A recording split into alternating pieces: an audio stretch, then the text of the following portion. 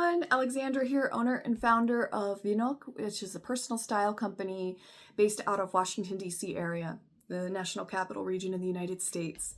I am so excited for today's video because we're going to talk about something that's usually pretty daunting and kind of overwhelming, but what a positive difference it makes in your life afterwards, and that is cleaning out closet or closets.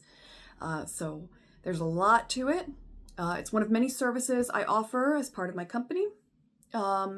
And I would love to do that for you, but I wanted to demystify the process a little bit. So today we're going to talk about how to clean out a closet or closets. And if that sounds a little bit frightening to you, or you don't know where to start, don't worry, I'll explain. So the very first thing I would recommend, and this is just how I live my life anyway, is you got to get your TV game right. Okay. What I mean by that is here's the T in TV. And then you gotta have something in the background to listen to that kind of keeps you focused on the project at hand while not letting you get too lost in your thoughts. I think the best thing to do is to put a TV show on that's either like, it doesn't have a lot of animation, it's more of a talk show, it's something you're vaguely interested in, but you're not gonna stand in the middle of the floor and just watch with your mouth open. You know what I mean? What you wanna do is you wanna find something that you've already seen, that's funny, but you can listen to it out of the corner of your ear. Or another option is to find an influencer you like. I recommend me. Find somebody you like who is teaching you how to clean out a closet. Put that on and have that in the background, because just hearing some of their tips through the back of your, the back of your mind, through the corner of your ear, that's going to help you understand. Like a few of those things are going to sink in, and you're going to be like, oh yeah, I should do that. It'll keep you motivated and keep you focused and seeing their progress up on the screen too. The next thing I'd recommend, step 2, is you got to start with a clean slate. And that means not just your room, but like mentally, What I like to do is everyone I know has some kind of candle in their room somewhere. If you live in an apartment, you can't have one.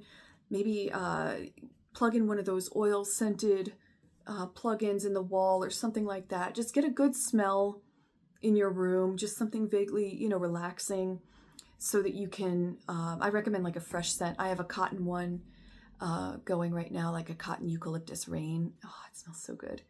Anyway, get something like that going in order to kind of cleanse your mind a little bit. I'm not into the Reiki, or power to you if you do, but for me, it's more about just setting a positive intention, starting with a clean slate, having a good smell and good things associated with this task. And then you clean your room from top to bottom. I don't need you to mop. I don't need you to dust. Today is not that day, okay? You live to fight another day on that one. What I'm talking about is you need your bed cleared off. Make your bed. That's your flat surface. That is home base for this entire thing. So the success of your closet clean out really depends on you having, number one, clear pathways. Like if you're somebody with a lot of stuff, you need to have a safe place to walk through your room. And then part 2 is you need a flat surface, ideally one that is elevated like a bed, rather than one that you have to bend down every single time you want to get a garment off the ground. Okay, so definitely clean your bed off, make your bed. And if you're not sure how clean the stuff is in your closet, throw one of those painter's cloths down, or an old blanket or something on top of your sheets, so that you don't feel like you have to change your sheets to go to bed tonight. Because we're going to knock this out in a day. If it kills us, we're going to do it. So without going into too much detail, I move a lot. It's for my job. I've moved 7 or 8 times in the past 14 years. 2 deployments in there. So though those weren't full moves, I basically had to pick up my entire life and determine what few things were important enough to put in a bag and bring to a war zone. And then what came back with me. And so I'm pretty good by now at kind of deciding at a quick glance what to keep, what to sell, what to store, etc. That said, I will offer some encouragement, because I wasn't always that way.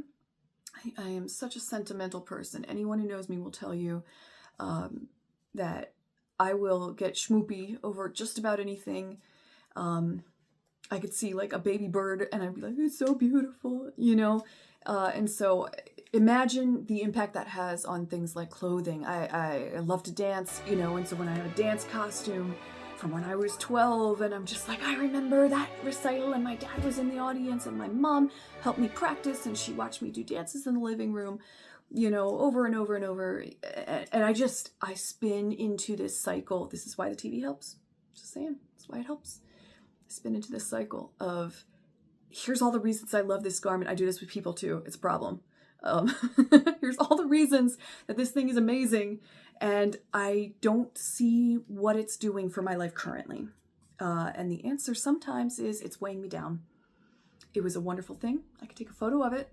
I could keep that forever digitally, and that weighs nothing, and it takes up no space, you know, and I could give it to some other little girl or grown woman or whatever the case may be who would love it just like I loved it. And it's better for the environment. It's certainly better for my sanity. And economically, it might help somebody out, you know, just like we've all been helped out in our lives. So with that in mind, you need 6 bins. I don't care if they're bins or bags or whatever. You do you, boo-boo. But I recommend you make 6 labels out of 3 Post-it notes. 1, keeping. Those are clothing. That's clothes that you want to keep. Don't worry about hanging things up. Just chuck it. This is about speed at this point. Speed and gut reactions, okay? I want to keep this. Linens I want to keep because it's your bedroom, and unless you have a linen closet, I don't, because I live in a postage stamp size place in our nation's capital. Smallest place I've ever lived for the most money I've ever paid. It's a great system, I swear. Anyway, I don't have a linen closet, but I have linens. So where do those go? They go in my bedroom. The ones that I choose to keep. What miscellaneous stuff am I keeping? Like headbands. Those aren't clothes, you know. Candles aren't clothes, and I need my candles. The perfume, you know, these are just some examples. Sunglass cases, you know, what do I really need to keep here? That's miscellaneous, that doesn't fit neatly into one of those 2 categories I just mentioned, linens or clothing. Here comes the sentimental in me. She's all up in there. Okay. What am I storing? I don't have kids. I want to one day. And I've squirreled away a couple of items that I want to give them that are very special to me. I keep books, you know, that I've found through my travels all over the world. I write little notes in them for my future kids. What am I storing? You know, do I have a t-shirt that I wore the first day of kindergarten? I wore this adorable pink and black checkered shorts and vest. It was a fashion choice is what it was. And I wore that with a little pink t-shirt underneath, and you better believe I have that packed away for one day to give to my daughter when she comes my way. So what am I storing? This should be the smallest pile you have, but it's okay to hang on to things, okay? Don't be so austere with yourself that certain things are just completely chucked, you know? But allow yourself the grace in this journey to say, right now I want to store this much stuff, and maybe next time I clean up my closet it'll be less. Which, by the way, I think this time it'll be less because I think I already did all that. So I think my store pile is going to be pretty small. These are also good for things that you only use once a year, like skis. My skis are upstairs in my little tiny attic in storage. I would like to use them, but it is 85 degrees here and horrible. Right now, at least. My favorite one, what am I selling? Okay, bless up, bless up. All right, you're going to get pennies on the dollar for what you paid. It's not about the money so much. It is about an intention. I recommend, even if you don't need the money, that you sell your items every so often because it really puts into perspective what you're buying, okay? You can buy a designer shirt and get $7 for it, all right? And that's an important lesson to learn because I have noticed that after I started selling my clothes, I stopped buying as much because I saw how things retain their value, all right? Part 1. Part 2, selling clothes just gives somebody else an opportunity to buy that same designer shirt for $14 because it's 12 years old, you know? And what a blessing that is to them. And I buy consignment all the time, swear by it. It's better for the environment. It's better for your wallet. It's better for whoever is buying their wallet. It's better for the seller's wallet. We don't need clothes in landfills. We have too many people who need clothing. We have too many landfills that are too full. So why add to it? Okay. And last but not least, donate. Not everything's going to sell, but there are people out there. My grandmother was raised in the Great Depression. She was a Ukrainian immigrant, raised during the Great Depression here in the United States, just up northeast. And she would find uses for every little thing. To her credit, although it got a little out of hand, to her credit, she would find uses for every little thing. There are people out there who, if you donate a paperclip, that happens to be the paperclip they need. And again, it doesn't end up in a landfill. So if you don't think it's going to sell, but it's a usable, like, clean, hygienic item, donate it. Someone, again, what a blessing for somebody who needs it, who can't afford it. That's my advice for the bins. Godspeed. I believe in you. I really do. I think if you're watching this video, you want to make this change. You can hire me to do it, but I believe in teaching people to fish. Anybody who's hired me will tell you, not only do I recommend your outfits or your clothing and certain styles and certain cuts and all colors, all of it, I tell you why. Because though it is in my best interest not to, I think that helping people understand the rationale is really, really helpful. And it enables them to do for themselves. And I really firmly believe in that. So happy binning. All right, so you got your bins. You have a candle lit, you got your tea, you are good to go, it's hot, and you are properly caffeinated, which I can't swear enough by. That's gotten me through my entire career.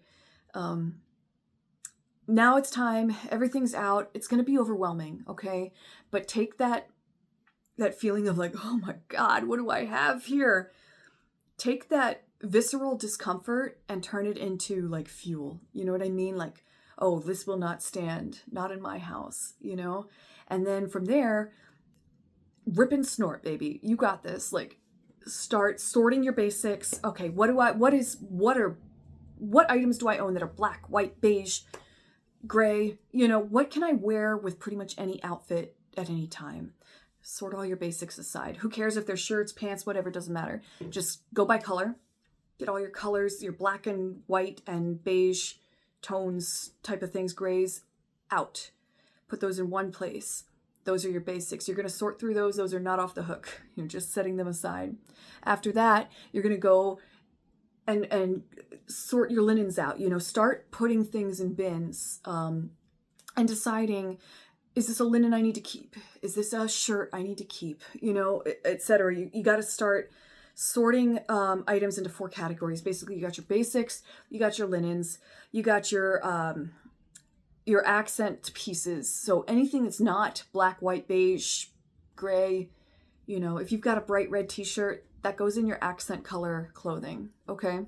And you can decide later on whether or not the accent color clothing is worth keeping and whether it's in the right season, etc. We'll get there later. Don't worry about it. We'll get there together. But for now, basics in one pile or in one place, your accents in another place, which is anything that's not a basic, that is clothing, your linens in a 3rd place, and then anything miscellaneous is a 4th place or a 4th pile or on your dresser or wherever you need to put it. Keep it all together, okay? That is your next step, and that's going to take probably the most time, honestly, because as you're seeing it, you're making these micro decisions, all right? First, just get them all in piles, but even as you're doing that, you're going to be like, I don't really wear this.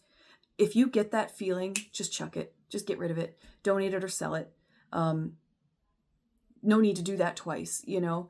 But if you're vacillating, if you're not sure, just throw it in the pile for all the basics or throw it in the pile for all the accents. You can decide later because that's the next step. Now is the part that actually kind of makes a huge difference and you're going to start feeling lighter, and I'm so excited for that. So this is what I call the no free rent step, because in this economy, you cannot afford to have a shirt just hanging out, not paying rent. Okay, if you're not wearing it, what's the point in having it? Sell it, donate it, get rid of it. You don't need it. Okay, get it gone so you can make room either for a new shirt or you could make some breathing room for your current shirts. Because have you ever had to like try and sneak something out of, you know, wall to wall clothing? it's a pain in the neck. Why would you do that? Give yourself some breathing room. God forbid you can actually move things, side to side to see a specific garment. And that's just such a good feeling. I did that my first clean out, and it's been like that ever since. I don't put things wall to wall anymore. But man, did I have to get rid of a lot of stuff. I had to get rid of a lot of stuff for that. So no judgment wherever you are in your journey. Rooting for you, as you know. Remember I said you would thank me later if you started with a completely cleaned out closet. It is so satisfying to put things back in a clean space, wipe it down, dust in there, do whatever vacuuming you might need to do. Only put back the stuff that really belongs there. Only put back the stuff that really truly belongs. You will thank yourself. I have probably gotten rid of, this is not an exaggeration, 600 plus items over the last few years, like 2 or 3 years. And I'm telling you, I have missed one item ever, and it was very easy to replace, like laughably easy to replace. And it was a red and white headband for the 4th of July, and I missed it yesterday. So for the first 3 years, I didn't miss it at all. You know what I mean? So if you're on the fence, just get rid of it, man. That's all I can say. Some influencers will tell you, oh, have a 7th bin. They don't have 6 bins. I have 6 bins. They'll say have an extra bin that's like your think about it pile. Nah. I believe in you. Make your damn decision. Make your decision, stick with it, okay? If you need it, use the money that you get from selling stuff, which we'll talk about in another video about how to sell stuff if it's not already something that you do. Like you could do Facebook Marketplace, you could do ThreadUp, you could do Poshmark, you could do any number, but we'll do another video about that. Use that money if you need. A new headband cost me about $4 from Amazon, and I didn't even end up buying it. Didn't want it anymore. Realized I could do the outfit without it, and it looked cute. So why bother? I needed it once in 3 years or so, and I got around it. So, and it's just so worth it to have the space. And if I didn't wear a uniform to work every day, it would make my life so much easier getting ready in the mornings, because I would see what I had. So anyway, only the stuff that belongs. A place for everything and everything in its place, as my dad always said. A place for everything and everything in its place. That way you know exactly where things are. And in that vein, if you've ever lost something and you find it while you're cleaning your closet out, put it back in the first place you looked. That's just a life tip in general. Like, it's not unique to closets. If you have a junk drawer and you don't check that junk drawer for your spare key, you check, your garden gnome, put it under the garden gnome then. Like, put it somewhere that makes sense to you, because wherever old you thought to check first, that's what makes the most sense to you. So same thing goes for closets. And again, you're not married to where it was in the closet. You're married to where it belongs in the closet, okay? And this is the time where you optimize and you put like with like. I have all of my basics in one closet. It's like one of those IKEA mirrored closets. I have all of my long dresses and long pants hanging up and my linens in another closet. And then I have like my workout stuff and my undergarments and my pants that aren't like really nice, ones that don't have to be laid flat and hung flat, ones that I can roll into a ball and throw in a bag for vacation. Those pants, all that kind of stuff is in a third closet. And I know that sounds pretty bougie, but these closets are the size of my pinky, and I'm kind of upset about it. They're closets for ants. They're closets for ants. So make the best of the space that you got. Use under the bed if you need to. I don't, but only because I like my dog to be able to, he likes to sleep under there sometimes like a little assassin, and it's too cute that I can't encroach on that space. That's his space. I don't make the rules. He makes the rules when it comes to under the bed. Well, I'm excited. I just want to, I know that by the time I stitch all this together, it'll be going, like in order, But I'm about to start all this because I was too lazy to get down and sit up and get down and sit up. So I just shot my whole talking parts at once. And I'm excited to get started. Let's do this. One more time. I believe in you. Make your decisions. Stick with your decisions. You can buy it back later if it's really important. You can store it if you're like really, really stuck. But you got this. Let's lighten your load a little bit. It's such a good feeling.